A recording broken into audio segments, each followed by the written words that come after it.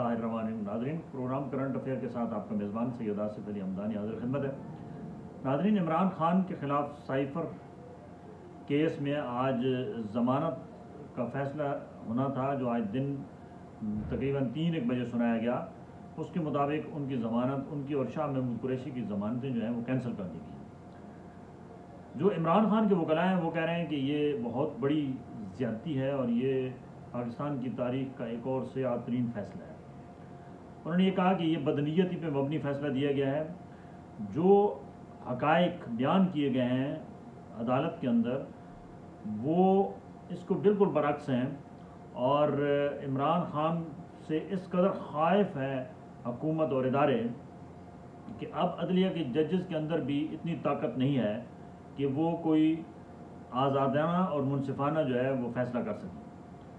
उन्होंने कहा कि इसको हम चैलेंज करेंगे, उसके लिए तैयारी की जा रही है।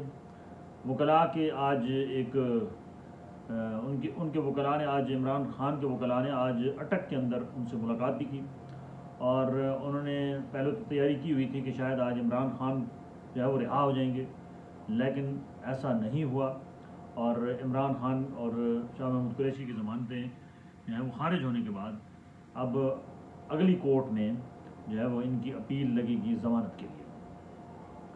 साइफ़र से मुतल्लिक जितनी भी गुफ्त शनीद अदालत के अंदर हुई, इमरान खान के वकील का कहना था कि जो हमारे अपोनेंट हैं, जो हमारे मुखालिफ वकील है, उसके पास कोई सबूत नहीं था। बार बार जज पूछ रहा था कि साइफ़र कैसे गुम हुआ और वो हवा में जो लहराया गया था वो क्या असली साइफ़र था या नकली साइफ़र था। तो इमरान खान के वकील के बकौल कि वो मुखालिफ जो सरकारी वकील है वो अदालत को मुतमईन करने में नाकाम नज़र आया, जो इसके ऊपर इतनी लंबी बहस हुई। और ये बड़े पुरुमीद थे सारे वकला, क्योंकि बहुत बड़े सीनियर वकला हैं। लतीफ़ खोसा साहब हैं, उसके बाद मरवत साहब हैं, शेर अफजल मरवत साहब, जंजोड़ा साहब हैं, एक नया वकील हैं लेकिन बड़े ज़बरदस्त वकील हैं, वो यंगस्टर वकील हैं। तो उन्होंने सब ने बड़ी वो मुतमईन थे कि हमारी जितनी बहस हुई है उसके मुताबिक जज को हम कायल करने में कामयाब हो गए कि जी वो ये गैर कानूनी तौर पे इमरान खान को अंदर रखा गया है, साइफ़र केस बनता ही है। लेकिन क्योंकि इनको इस बात की समझ नहीं थी इन वकला को कि इमरान खान के ये जो जज जिसने आज ज़मानत खारिज की है, यही जज साहब जो है, जब अदालत रातों रात बनी तो ये जज साहब जो है वो उठ के अटक बाकायदा इसकी समाअत करने गए। आइनी तौर पे कोई भी अदालत चल के जेल में नहीं जाती। ये पहली दफ़ा हुआ कि अदालत चल के जेल में गई। इससे इनको अंदाज़ा लगा लेना चाहिए था कि इमरान खान को इस केस में आगे सज़ा होगी। अब आगे ट्रायल देखें हो रहे हैं और उसके बाद क्या नतीजा आता है ये आपके सामने होगा। नाज़रीन, दूसरा आज का जो बड़ा इशू है वो कोयटा में एक मरतबा फिर दहशतगर्दी जो है वो ज़ोर पकड़ रही है। तबलीगी जमात के ऊपर कल दहशतगर्दों ने हमला किया। जो वहाँ पे तबलीग पे लोग गए हुए थे उनके साथ बहुत बुरा सलूक किया गया, उनकी दाढ़ियाँ मोड़ दी गईं, उनको तशद्दुद का निशाना बनाया गया और कई उसमें शहीद भी कर दिए गए। ये इस मुल्क के अंदर नई आग कौन लगा रहा है, ये सबसे बड़ा सवालिया निशान है, क्योंकि बलूचिस्तान का वज़ीर आज़म इस वक्त वज़ीर आज़म हाउस में मौजूद है।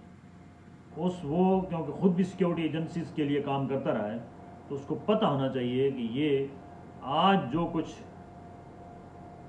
कोयटा के अंदर हुआ उलमा के साथ, यानी जिस बेदर्दी के साथ उनकी दाढ़ियाँ काटी गईं, फिर उन पे तशद्दुद किया गया, फिर कईयों को शहीद किया गया और वहाँ पे रोड भी ब्लॉक रही, तो ये बहुत बड़ा इम्तिहान है निगरान वज़ीर आज़म का कि क्या वो अपने सूबे में आवाम को तहफ़्फ़ुज़ फराहम करने में कामयाब होंगे।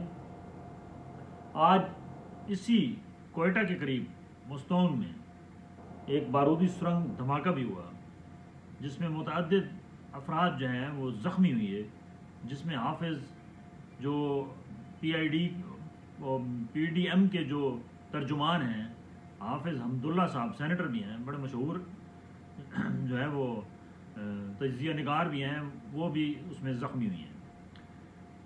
تو ایک طرف ہم الیکشن کی تیاریوں کی کوشش کر رہے ہیں، تو دوسری طرف ہماری امن و امان کی صورتحال ہمیں یہ انڈیکیٹر دے رہی ہے کہ الیکشن میں کیا ہوگا۔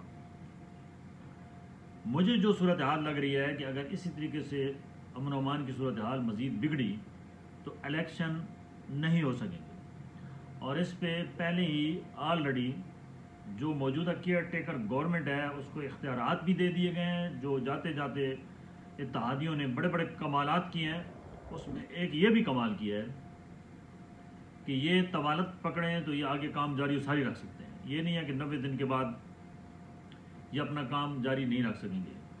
حالانکہ صدر مملکت نے 6 نومبر کی ڈیٹ دی ہے، لیکن الیکشن کمیشن جو ہے اس کی خاموشی بتا رہی ہے کہ وہ صدر کا کوئی بھی آرڈر ماننے کو تیار نہیں ہے، اور آج الیکشن کمیشن کے اختیارات کو بھی سپریم کورٹ کے اندر چیلنج کر دیا گیا ہے۔ اگلے دنوں میں صورتحال کیا سامنے آتی ہے یہ دیکھنا ہوگا۔